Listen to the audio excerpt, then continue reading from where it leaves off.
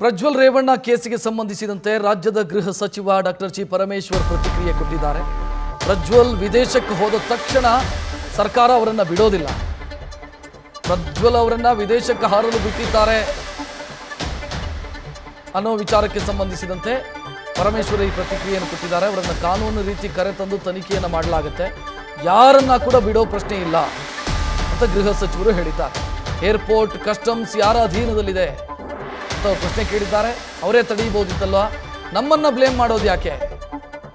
ಪ್ರಜ್ವಲ್ ರೇವಣ್ಣ ಅವರನ್ನ ಕರೆತರುವಂತ ಪ್ರಯತ್ನ ನಡೀತಾ ಇದೆ ಅಂತ ಪರಮೇಶ್ವರ್ ಹೇಳ್ಕೊಂಡಿದ್ದಾರೆ.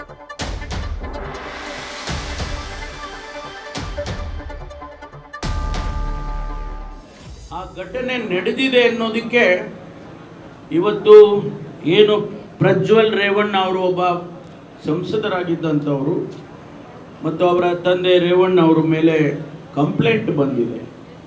ಆ ಕಂಪ್ಲೇಂಟಿನ ಆಧಾರದ ಮೇಲೆ ಮಹಿಳಾ ಆಯೋಗದವರು ರಾಜ್ಯದ ಅಂದರೆ ಸರ್ಕಾರಕ್ಕೆ ಪತ್ರ ಬರೆದಿದ್ದಾರೆ, ಮಾನ್ಯ ಮುಖ್ಯಮಂತ್ರಿಗಳಿಗೆ ಪತ್ರ ಬರೆದಿದ್ದಾರೆ, ನಮ್ಮ ಡೈರೆಕ್ಟರ್ ಜನರಲ್ ಆಫ್ ಪೊಲೀಸ್ ಅವರಿಗೆ ಪತ್ರ ಬರೆದಿದ್ದಾರೆ.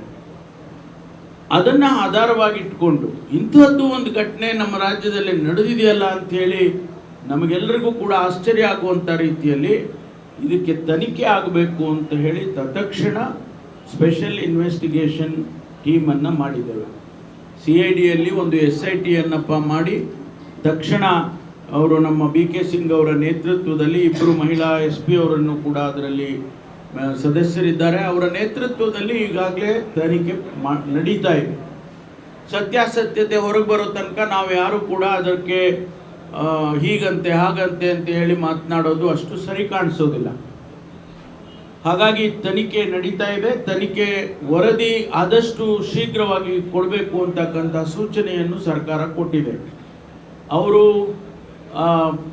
ತನಿಖೆಯನ್ನು ನಡೆಸ್ತಾ ಇದ್ದಾರೆ.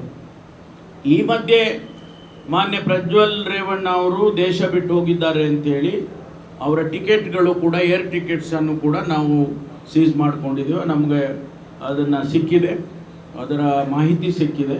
ಹೊರದೇಶಕ್ಕೆ ಹೋಗಿದ್ದಾರೆ. ಹೊರದೇಶಕ್ಕೆ ಹೋದ ತಕ್ಷಣವೇ ನಾವು ಅವ್ರನ್ನ ಬಿಟ್ಬಿಡ್ತಾರೆ ಅಂತ ಏನಿಲ್ಲ.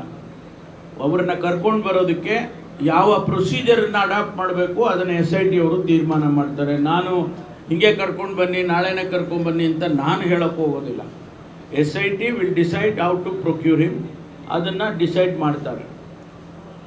ಈಗಾಗಲೇ 41A ನೋಟಿಸ್ ಕೊಟ್ಟಿದ್ದಾರೆ. 41A ನೋಟಿಸ್ ಅಂತ ಹೇಳಿದರೆ ಅವರಿಗೆ ಬಂದು ಅವರು ಅಪಿಯರ್ ಆಗಬೇಕು, ಏನು ಇಲ್ಲಿ ಕಂಪ್ಲೇಂಟ್ ಬಂದಿದೆ ಅದಕ್ಕೆ ಉತ್ತರ ಕೊಡಬೇಕು.